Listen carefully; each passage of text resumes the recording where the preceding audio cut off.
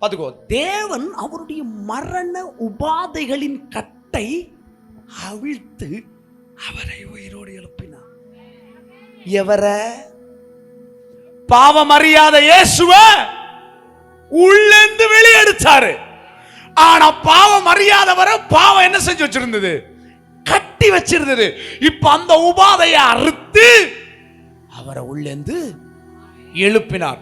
அவர் மரணத்தினால் அவரை கட்டப்படக்கூடாதிருந்தது. இந்த ஆவி வந்த உடனே மரணம் அவரை கட்ட முடியாம இருந்தது. ஹல்லேலூயா. அவர் செத்தது எதனால? பாவத்தை சுமந்துதான் செத்தாரு. அப்போ பாவம் அவரை ரொம்ப நேரம், பாவம் தான் அவரை கட்டி வச்சிருந்தது. 3 நாள் உள்ள பாவத்துல தான் கட்டப்பட்டிருந்தார் இல்லையா? உயிரோட எழுப்புனார் பாருங்க. அந்த நேரம் பரிசுத்த ஆவியில உள்ள வந்துச்சு. ஆவி உள்ள வந்த பிறகு மரணத்தால ஆவியை கட்ட முடியாது. இப்ப புரியுதா? பரிசுத்த ஆவி உனக்குள்ள இருந்தா உன்னை சாபம் கட்டி வைக்க முடியாது, தரித்திரம் உன்னை கட்டி வைக்க முடியாது, வியாதிகள் உன்னை கட்டி வைக்க முடியாது. ஹல்லேலூயா. இந்த ஆவியை பெற்ற நீயும் நானும் கூட இப்படித்தான்.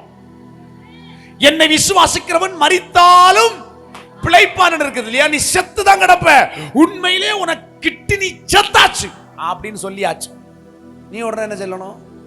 எல்லா சபைகளுக்கும் என்னுடைய புருஷனுடைய கிட்டு நீ செத்து போயிட்டு, அதான் அடக்கம் பண்ண வேண்டியதானே. செத்தா என்ன செய்யணும்? அதை போய் நீ என்னது சர்ச்சில் சொல்லிய? தேவையில்லாத பேச. எழுதின ரிப்போர்ட் ஒருவேளை கரெக்டா இருக்கலாம், ஆனா ஆவி அதை அறுத்து போட வல்லமை உள்ளது. ஹல்லேலூயா.